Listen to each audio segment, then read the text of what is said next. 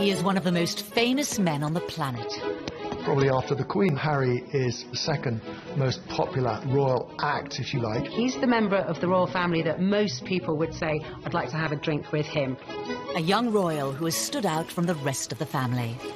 Harry is very accessible. He's very cheeky, he's very funny, he plays around with the press, and he's very naughty, and I think Britain adores him.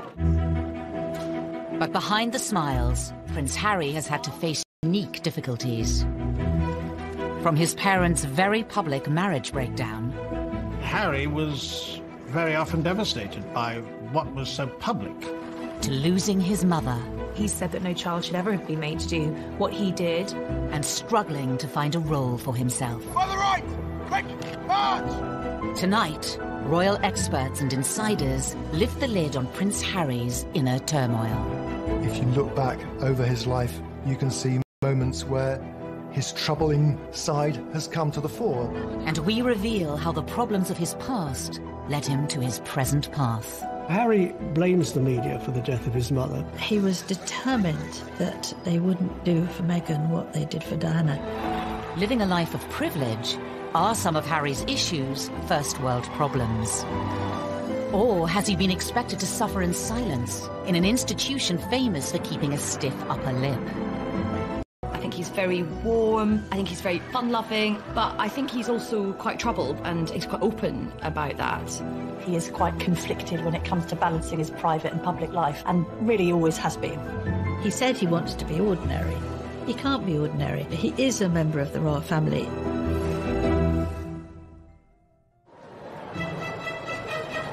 The 15th of September, 1984. The nation was at fever pitch for the birth of Prince Charles and Princess Diana's second child. Britain loves the birth of a royal baby. Charles and Diana were hugely popular, and everybody wanted to see whether they were going to have a little girl or a little boy. Crowds were gathering outside the hospital, outside the gates of Buckingham Palace, and they wanted to see who was going to be on the tea towel. The guy was christened in this. Looks remarkably well displayed. From the beginning, the spotlight was on the young Prince Harry. For Diana to have another child in fairly swift succession was, of course, joyous. And then when the child grew up and had ginger hair, and I think even from an early age has been quite cheeky with photographers and seemed to be quite contrasted to William in his temperament, there was, of course, excitement about him. When it comes to dealing with the press, hung out at the press totally endeared him to the public because people thought, here is a royal who's not one of the sort of stuffed shirt automatons. Here's a royal who seems to have a lot of personality, even as a little child. Some labelled it as cheeky, some as rude. Those people thought it was delightful. It was quite endearing when he was a young boy, really came to colour the way his views of the press were shaped. Harry's role in the royal family wasn't just a brother for William and another son for Charles and Diana.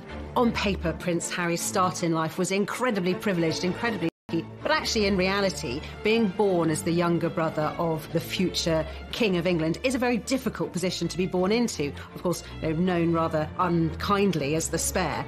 I think being the spare to the heir is a role that inherently has problems attached with it. You know, if you look at the heir, if you look at Prince William, his role has always been defined. What he's going to do has always been clearly outlined. Harry, like spares historically in the royal family, has had to find a role for himself. To some, Prince Harry grew up in the shadow of a brother destined for the throne. He was always less than his brother. The late Queen Mother used to invite Prince William over for tea and talk to him about his future and not invite Prince Harry. The Queen Mother always made sure that Prince William was seated in a prominent seat next to her, and Harry never was. Diana would take the two boys to Highgrove in Gloucestershire. And on this particular occasion, Diana was driving. I was sat in the front, William and Harry in the back. You know, they clearly got off to a bad start because they were both arguing before we even left. Harry out of nowhere just said, William, you know, one day you'll be king. I won't. It doesn't matter. Therefore, I can do what I like. You can take that comment two ways. It can indicate envy, if you like, that William's got this great future as king, but also there's an element of, I'm free. I'm going to be able to choose my own role in life. While the young princes may have been aware of their unequal positions, their parents were determined to raise them the same way.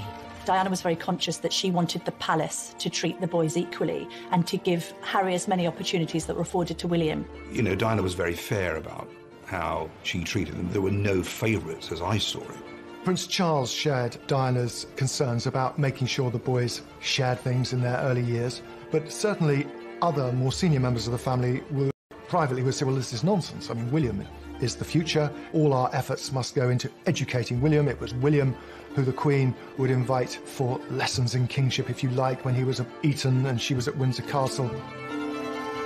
But while Charles and Diana tried hard to keep their sons happy, their own relationship faltered. That with regret, the Prince and Princess of Wales have decided to separate. Harry had many problems that many people in the West have all the time in growing up in a broken home, but his broken home... He is one of the most famous men on the planet. Probably after the Queen, Harry is the second most popular royal act, if you like. He's the member of the royal family that most people would say, I'd like to have a drink with him. A young royal who has stood out from the rest of the family.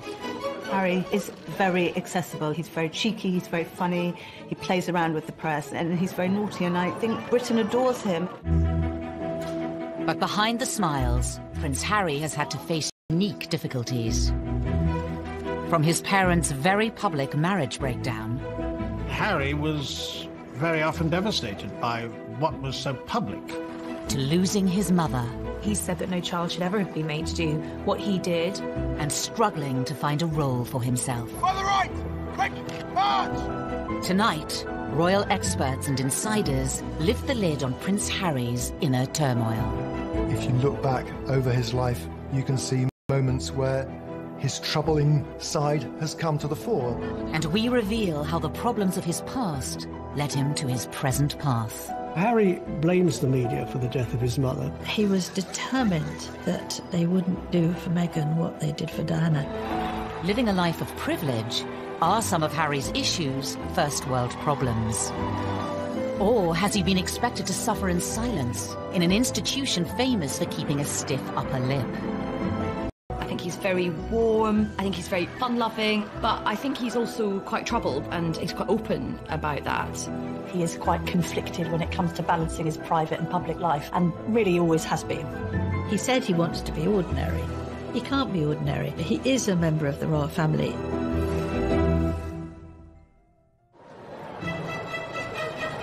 The 15th of September, 1984. The nation was at fever pitch for the birth of Prince Charles and Princess Diana's second child. Britain loves the birth of a royal baby. Charles and Diana were hugely popular, and everybody wanted to see whether they were going to have a little girl or a little boy. Crowds were gathering outside the hospital, outside the gates of Buckingham Palace, and they wanted to see who was going to be on the tea towel. The guy was christened in this. Looks remarkably well displayed. From the beginning, the spotlight was on the young Prince Harry. For Diana to have another child in fairly swift succession was, of course, joyous. And then when the child grew up and had ginger hair, and I think even from an early age has been quite cheeky with photographers and seemed to be quite contrasted to William in his temperament, there was, of course, excitement about him. When it comes to dealing with the press, hung out at the press totally endeared him to the public because people thought, here is a royal who's not one of the sort of stuffed shirt automatons. Here's a royal who seems to have a lot of personality, even as a little child. Some labelled it as cheeky, some as rude. Most people thought it was delightful. It was quite endearing when he was a young boy, really came to colour the way his views of the press were shaped. Harry's role in the royal family wasn't just a brother for William and another son for Charles and Diana. On paper, Prince Harry's start in life was incredibly privileged, incredibly lucky, but actually in reality, being born as the younger brother of the future King of England is a very difficult position to be born into. Of course, they're known rather unkindly as the spare. I think being the spare to the heir is a role that inherently has problems attached with it. You know, if you look at the heir, if you look at Prince William, his role has always been defined. What he's going to do has always been clearly outlined. Harry, like spares historically in the royal family, has had to find a role for himself. To some, Prince Harry grew up in the shadow of a brother destined for the throne. He was always less than his brother. The late Queen Mother used to invite Prince William over for tea and talk to him about his future, and not invite Prince Harry.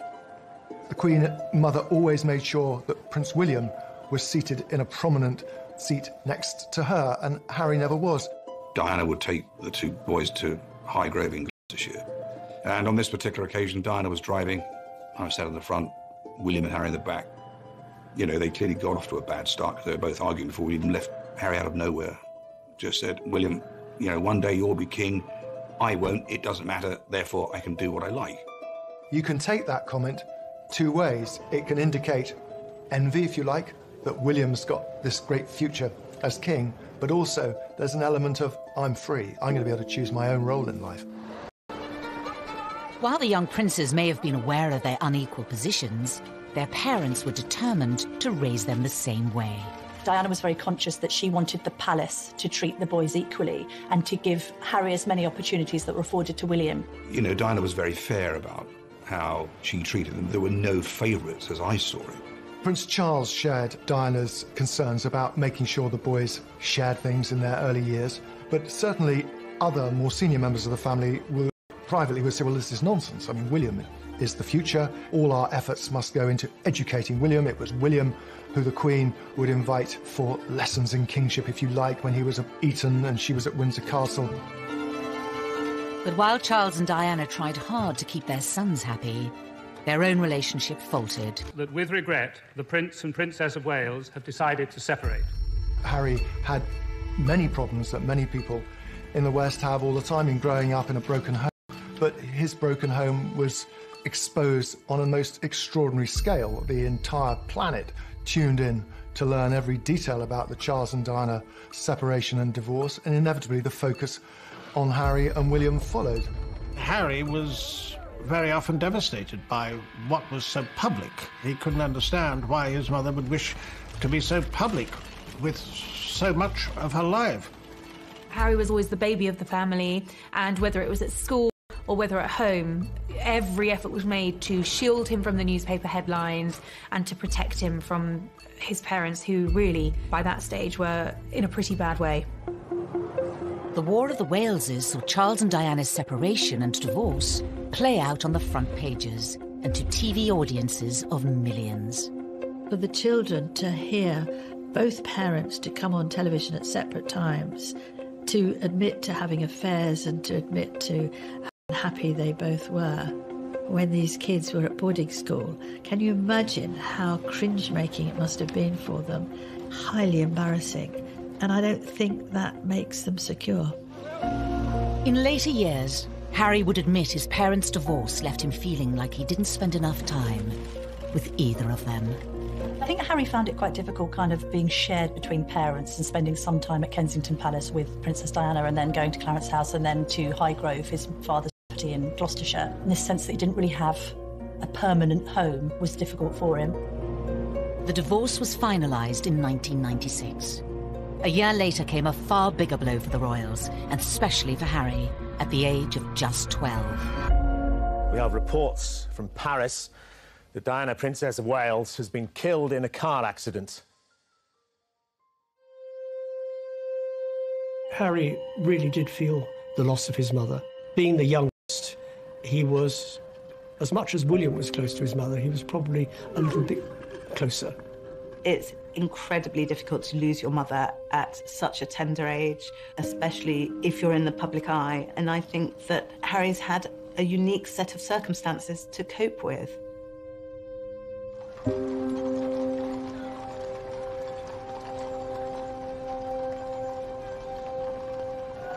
Less than a week after Diana died, her funeral was watched around the world by around 2.5 billion people.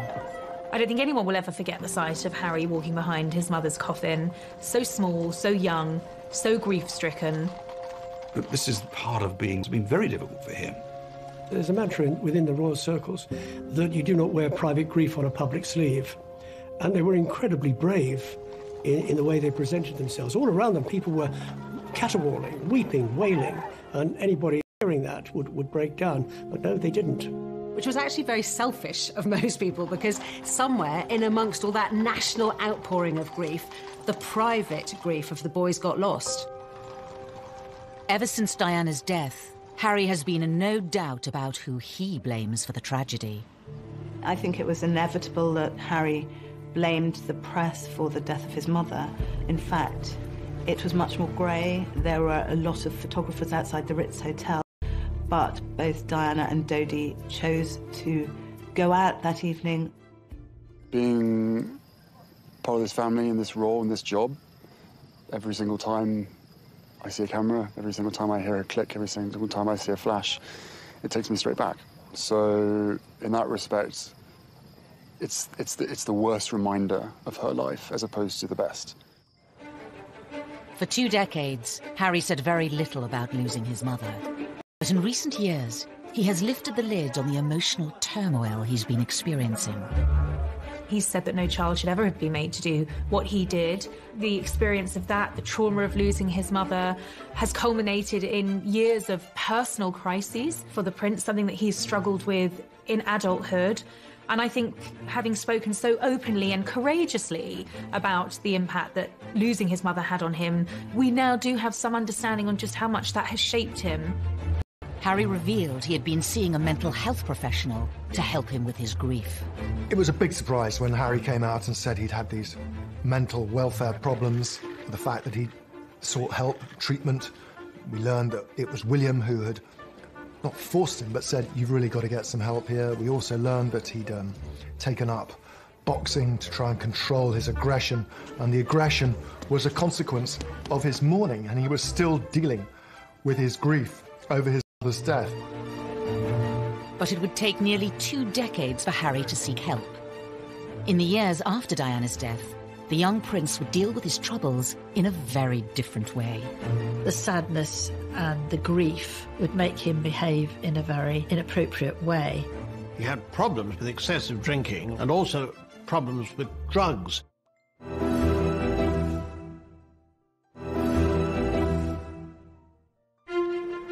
By the early 2000s, Prince Harry was privately mourning the loss of his mother. Prince Harry told me that for years he buried his head in the sand, and he did this from quite an early age. But in public, he was gaining a reputation. The party prince, the playboy prince, the hard-drinking prince. The first time I ever met Prince Harry, he was at a nightclub. It was the year of his A-levels. He was meant to be at home revising, and he was at the Kensington Roof Gardens, knocking back vodka shots, smoking Marlboro Lights, surrounded by a group of gorgeous blondes. That was Prince Harry. Harry's wilder side had emerged even before reaching his A-levels. A newspaper had been passed details about Harry drinking, being involved in lock-ins in local pubs, and smoking cannabis on occasions too. You can really understand how a lonely, privileged, unhappy prince would end up drinking and smoking and taking cannabis to fill those hours and to hang out with people who he thought really liked or even loved him. 16-year-old Harry was made to visit a drug rehabilitation clinic by Prince Charles to educate him on what could happen if he didn't change his ways. But just a few years later, it wasn't country pubs Harry was visiting. There had been a series of photographs of Prince Harry falling out of nightclubs late at night with various girls and all the rest of it. He was clearly in party mode. In 2004, Harry had an altercation with a photographer while leaving a West End nightclub. There are 2 sides to that story. On one hand, the photographer saying that Harry lunged at him, possibly after a few beers, and the palace saying that the photographer had knocked him with his camera. Was this kind of behaviour just part of growing up? Or did his troubles run deeper? Harry's naughtiness was sometimes just boyish, but other times was really a symptom of his deep grief. It was outlets for his despair, I think. Everything he did was always going to be examined with microscopic detail. He couldn't, in other words, get away with the kind of things that many of his teenage friends could. It was obviously also storing up that sense of resentment that Harry came to have against the media. No one's making judgments, you're just being reported. And actually, some of this has helped to fuel your popularity. People love a royal rebel at the end of the day. Regardless of public opinion, Harry has been open about his feelings towards the media. He admitted to reading coverage about himself when he turned 21. They still upset me and I still read them. Why, I do not know, but I have to read them just for peace of mind, just to know what they've written and to see who wrote it and see who took the photographs, write that down for later. But there was one newspaper report about Harry's behaviour that upset many others. In 2005, while attending a costume party, Harry wore a swastika armband. That was an episode that happened and he was fully protected by the royal machine, and yet it still happened. It was actually, sir, this is a really bad decision. Don't wear the Nazi costume. I thought it was actually quite unfair at the time, and I still think it was quite unfair. It was clearly not a political statement. It was clearly a stupid teenager doing a very stupid thing, thinking it was funny. Harry apologised for it. He said it was something that he regretted. It happened on the eve of him joining Sandhurst. The Royal Military Academy, Sandhurst. In May 2005, Harry spent nearly a year here, training to be an officer cadet in the army. Something he'd wanted for a long time. One of the things that we saw very much with Harry growing up was the fact that he absolutely adored the military. I remember him as a 5-year-old strutting up and down the road at Kensington Palace in army fatigues. Harry excelled in his training and was commissioned as an army officer in April 2006. I think Harry found purpose in the army. I think he found safety in the army, ironically, because of course it wasn't safe, but I think he found emotional safety in the army. The army allowed Harry to feel normal. That's what he wanted. It's completely normal. It's as normal as it's going to get. I'm one of the guys. I don't get treated any differently. Even though Harry felt normal in the army, the rest of the world couldn't forget he was a royal. And that brought problems. When he was told he couldn't serve on the front line, he was absolutely furious and wanted to be treated like any other soldier.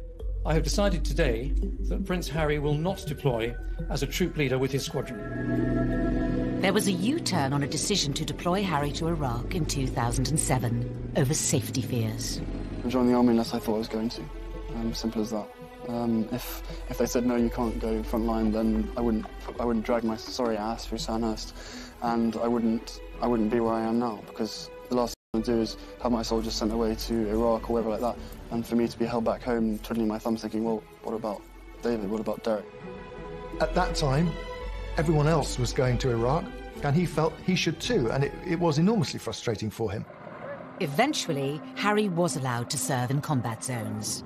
In 2008, it was revealed that he had been deployed to Afghanistan. The day he flew out, he was ecstatic, really.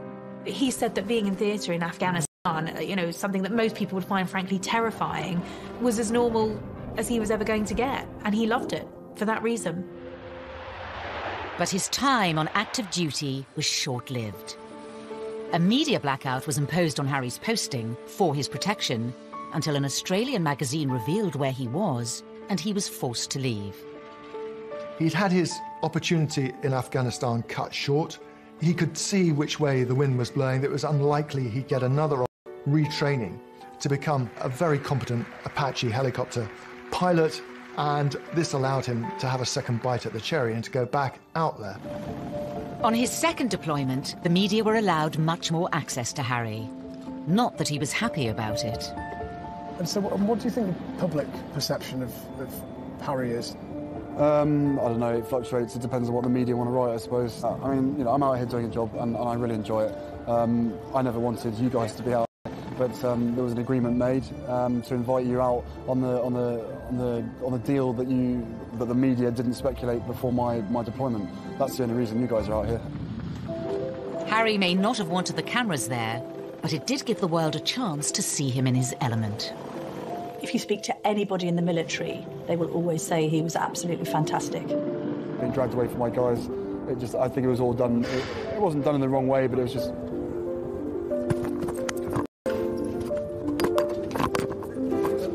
This was Harry doing what he did extremely well, but also doing what he was always keen on doing. In January 2013, Harry returned to the UK after a successful deployment, but there were questions over what was next for him. Because of who he was, it was no longer possible for him to pursue that career. And then what happens? He's left really without a job, without a purpose. He was doing something he felt comfortable with. The army, and anybody who has made a career in the army will tell you military is family, and he felt at home. There was camaraderie.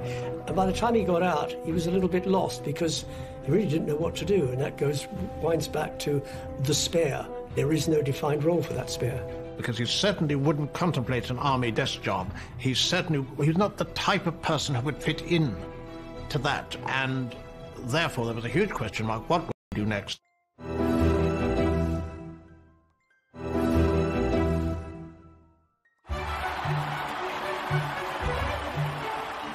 In April 2011, the world watched as the future King of the United Kingdom married his Queen. Best man Prince Harry was by his brother's side as William officially settled down. Roger, if you can call 20 seconds and I request prayers and as low as possible. But in between his army tours, was Harry ready for the same thing? They're still talking to you. Or did he still have some growing up to do? The Americans arrived, all is well in the Empire. It didn't seem then that he was yet quite ready to settle down. Oh, there it is. Yes, Harry was a prince, but his 2012 was, of course, Harry let loose in Las Vegas. In a Las Vegas hotel, however, it is most unwise to play strip pool. According to the advertisement, what goes on here stays here. In Harry's case, it certainly didn't. Once again, Harry was front-page news for all the wrong reasons. For some, it was Harry the lovable rogue. The tabloids ran the images of him basically stark naked, covering his crown jewels, I think. There was no wrongdoing there. It was a bit of harmless fun. And what's been interesting about Harry is actually quite a few of these episodes have endeared him to the public even more. But Harry was still struggling to reconcile the role he had been given at birth and the man he was becoming. I probably let myself down, let my family down, let other people down, but at the end of the day, you know, I was in a private area and there should be a certain amount of privacy that one should expect. But, you know, it was probably a classic example of me probably being too much army and not enough prince, is a simple case of that. After Harry's second tour of Afghanistan, he found a way to combine being a prince with his passion for the military. Your stories move, inspire and humble us. You prove that anything is possible if you have the will. Welcome to the Games. Welcome to Invictus. He founded the Invictus Games, helping disabled and wounded men and women from the services. Invictus was also a way for Harry to address his own troubles, as Angela Levin discovered when she interviewed the prince. I said, well, my first question, Your Highness, is that I've seen you on so many occasions with people who are damaged, with young teenagers, ex-servicemen and women, and you are completely brilliant with them. You know what to say and the way to say it. And I wondered whether you were using these occasions to also help yourself with your own mental health issues. Absolute silence, and I thought, help, I'm going to be thrown out. Seemed like ages, and then he said, that's a really big question. Silence. And he said, you're right, of course. He felt that he was helping others who were probably suffering the same as he was, because those in the Invictus Games, they're also suffering. This was Harry's way, undoubtedly, of continuing links with the military, which he wouldn't do from a desk job, but wanted to do in the wider world, following his mother's footsteps as well for charitable activities. Harry had created an outlet that gave him a purpose and allowed him to help others. But what about his private life? His relationship with his brother was always close. Every year, but he is the one person on this earth who I can actually really, you know, we can talk about anything and we understand each other and we give each other support and everything. They were two peas in a pod. They looked out for each other. We're brothers, not lovers, right? There's a difference. For some, Harry gaining a sister-in-law highlighted the need for him to move on and find his own partner. Inevitably, there was sort of a little bit of gentle mockery about him as a sort of the third person in the marriage of William and Kate on this occasion, of course, because they were so close, they did things together.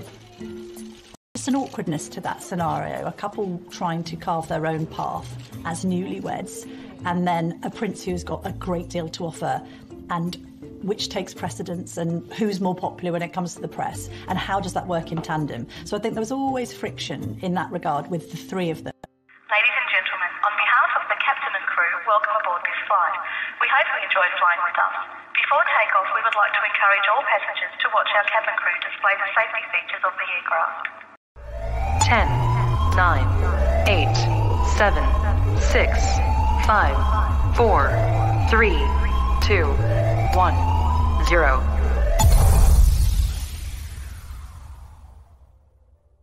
Welcome to the club.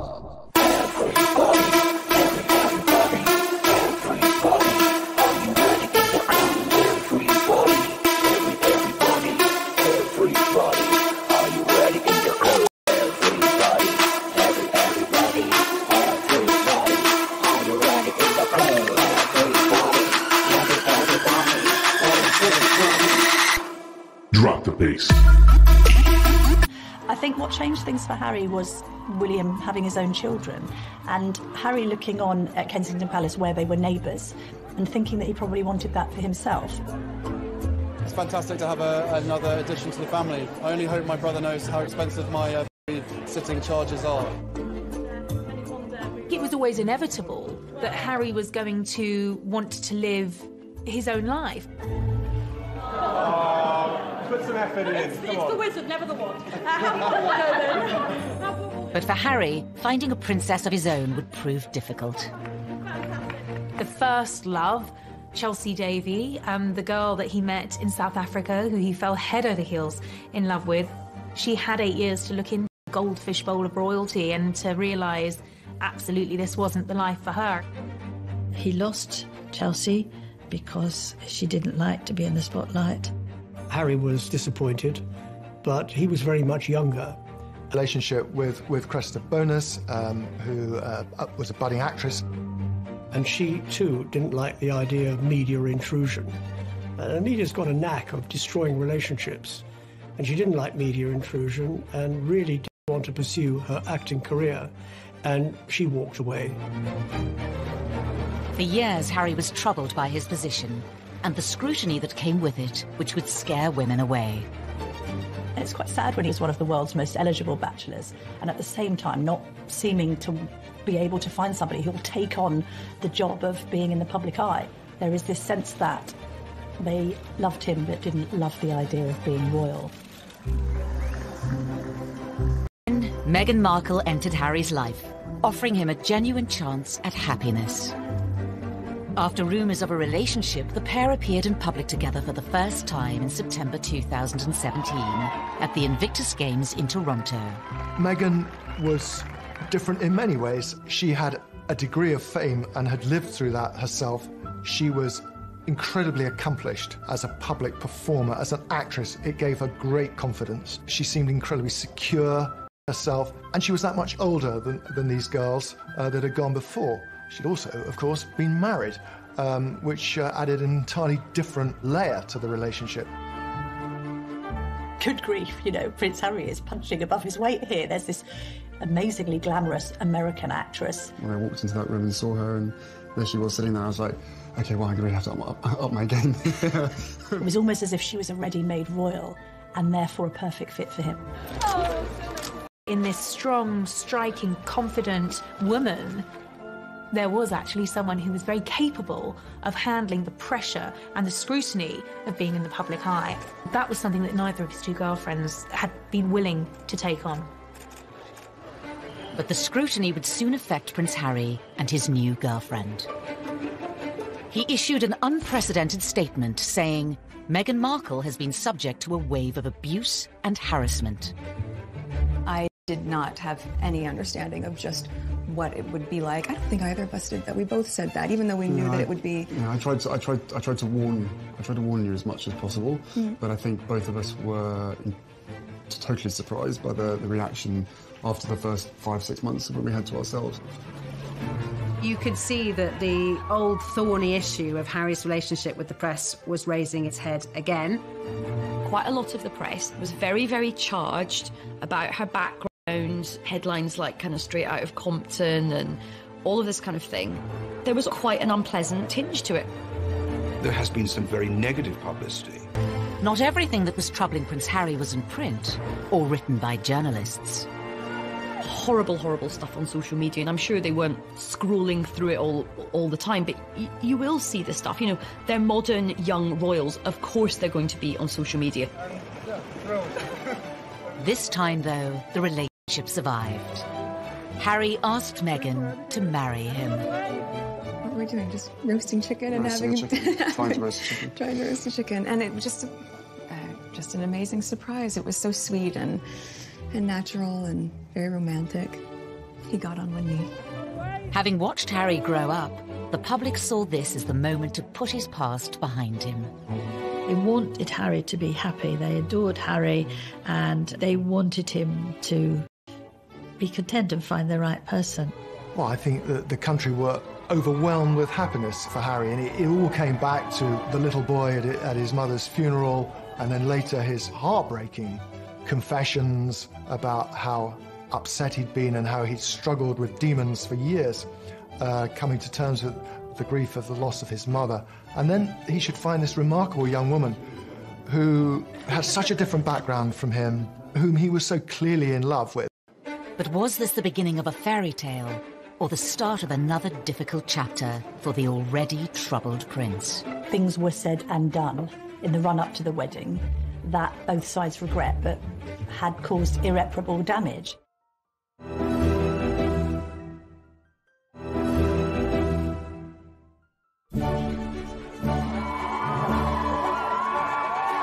On the 19th of May 2018, all eyes were on St George's Chapel in Windsor.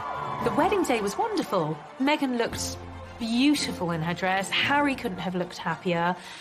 The ceremony itself was so vibrant, it was so new, it was so different, it was so unique to the two of them. And I think it was the start of something very, very happy and very, very special. Nobody can deny that the wedding day itself was sparkling. It was magic. It was like Disneyland. But not long after, Harry was once again facing familiar troubles with the press. The wheels started to come off amid suggestions that the couple had been a bit difficult over the planning of the wedding, and that demands were being made that perhaps weren't quite in proportion with their place in the royal pecking order. He said before the wedding, what Meghan wants, Meghan gets, and I think he defers to her a great deal. She's a very confident, articulate woman who's done very well for herself, because she's never been a member of the royal family, but she won't be confined by protocol. The level of perceived criticism against Meghan is something many say has had a profound effect on Harry. He saw echoes of what had happened with his own mother and thought, I'm going to speak out about it. And I know a lot of the press were very, very angry about this. So people were saying, how dare he have the temerity to break this code, that you would never, ever complain. But unlike other members of his family, Harry has not always observed the royal code of silence. After the birth of his and Meghan's son Archie, he became even more defiant. I will always protect my family, and now I have a family to protect. Everything that she went through and what happened to her is incredibly raw every single day, and that's not me being paranoid, that's just me not wanting a repeat of the past. And if anybody else knew what I knew, be it a father, be it a husband, be it anyone, you'd probably be doing exactly what I'm doing as well. I think Harry fears that there will be parallels between his own relationship and that of his mother, and he's very keen to protect Meghan and Archie. I mean, I have the two best guys in the world, so I'm really happy. Harry so protective of Meghan because of his mother and this idea that he doesn't want any other woman in his life going through what Diana went through. The trouble is with that is he has rewritten history somewhat, because although there was undoubtedly a hounding of Diana, there was also a manipulation of the press. In the eyes of some, criticising the press for criticising them hasn't always been warranted. Meghan flew to New York for a baby shower. Now, nothing wrong with going to a baby shower. That's what Americans do. We don't do it so often in the UK. But she flew over a private jet. What's wrong with a commercial jet? They went to Ibiza and the south of France in private jets. What's wrong with commercial flights? And that's when they were getting criticised, because they'd been preaching climate change, they'd been preaching the environment, they'd been preaching global warming and doing all the things that they shouldn't be doing. Everybody deserves a critical word written about them. Nobody should be above reproach. The press accused them of hypocrisy, and there's no question also that they weren't, it seemed, listening to advice or paying much attention to precedent. All of this made the atmosphere very unhappy. While the press levelled criticism in public, behind palace walls, Harry was allegedly facing troubles of a much more private nature. One of the things that unquestionably adversely affected the relations between Harry and William, who were so close for so many years, was a series of rumours too quick in being engaged to Meghan. There was a brotherly discussion, which I think was voiced out of concern from William, but was misinterpreted as a lack of support. Things were said and done in the run-up to the wedding that both sides regret, but had caused irreparable damage. Was Harry losing the one person he could trust? The brother he was so close to throughout the troubles of his childhood? There are also clearly unresolved issues and a distance between the two brothers that has never been there before. In 2019, the brothers split their royal households. And later in the year, Harry even addressed the rumours of a rift. Inevitably, stuff happens, but look, we're brothers. We'll always be brothers. We're certainly on different paths at the moment, but I will always be there for him, and as I know, he'll always be there for me. We don't see each other as much as we used to because we're so busy. But I love him dearly, and the majority of the stuff is the majority of stuff is created out of nothing. But it's just, as I said, as brothers, you have good days, you have bad days. The writing was on the wall. It was, in effect, a declaration of independence. The Duke and Duchess of Sussex have announced that they are carving out what they call a new role for themselves. They intend to step back as senior members of the royal family and work to become financially independent. In January of 2020, Harry and Meghan announced they would be stepping down as working royals. Prince Harry and Meghan had been out in Canada over Christmas trying to work out how they wanted to proceed into the future. I think Meghan and Harry decided to step down as working royals because they felt that they were being constrained by the palace system. Once Meghan and I were married, we were excited, we were hopeful, and we were here to serve. For those reasons, it brings me great sadness that it has come to this. This is unprecedented. It is an abdication in all but name. It's pretty seismic for the House of Windsor. There was a sense of being hurried about it, and I don't think the Queen, for one, was quite ready for it to come out as it did. After negotiations with the Queen, it was decided Harry and Meghan would lose the title Royal Highness. They would no longer receive royal funds. The official departure date was set for the end of March. But it seemed Prince Harry was keen for the new chapter of his life to begin.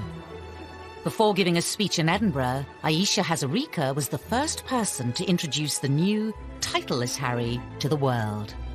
I met him, and what happened was I was going into the room and I was very unsure about what to call him. I mean, his advisor just said, look, just call him Harry. Just call him Harry. Please give a big, warm Scottish welcome to Harry.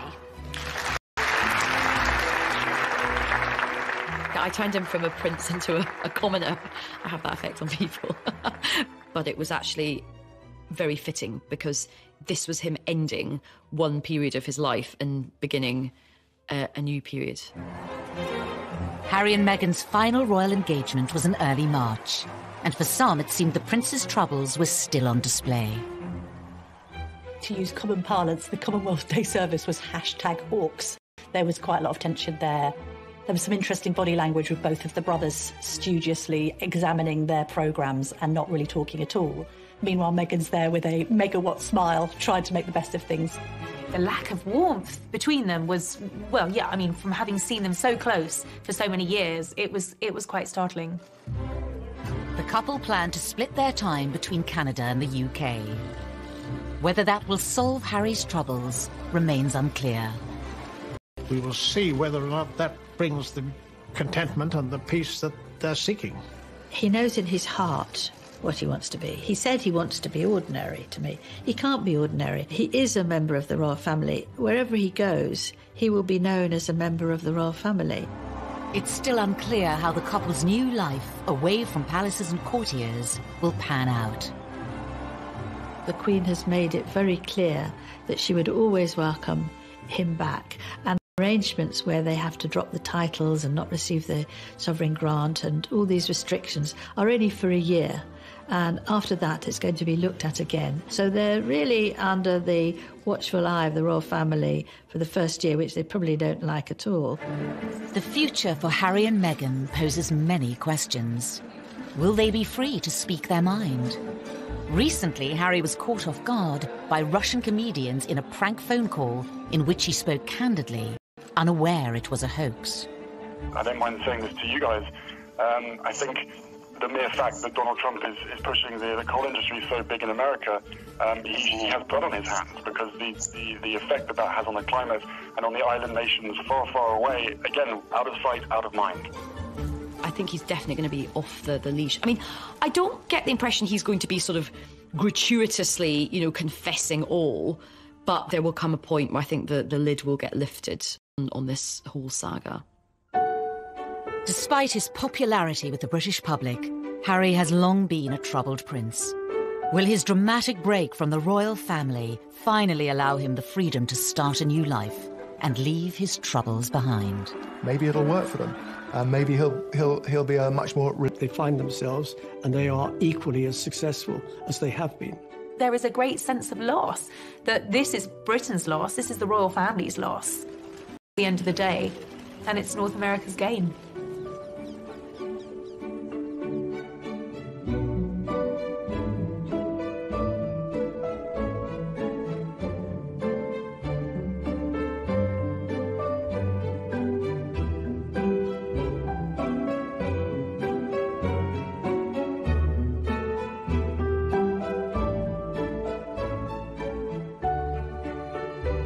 Young princes may have been aware of their unequal positions. Their parents were determined to raise them the same way. Diana was very conscious that she wanted the palace to treat the boys equally and to give Harry as many opportunities that were afforded to William. Diana was very fair about how she treated them. There were no favourites, as I saw it. Prince Charles shared Diana's concerns about making sure the boys shared things in their early years, but certainly other more senior members of the family privately would say, well, this is nonsense. I mean, William is the future. All our efforts must go into educating William. It was William who the Queen would invite for lessons in kingship, if you like, when he was at Eton and she was at Windsor Castle. But while Charles and Diana tried hard to keep their sons happy, their own relationship faltered. That with regret, the Prince and Princess of Wales have decided to separate. Harry had many problems that many people in the West have all the time in growing up in a broken home. But his broken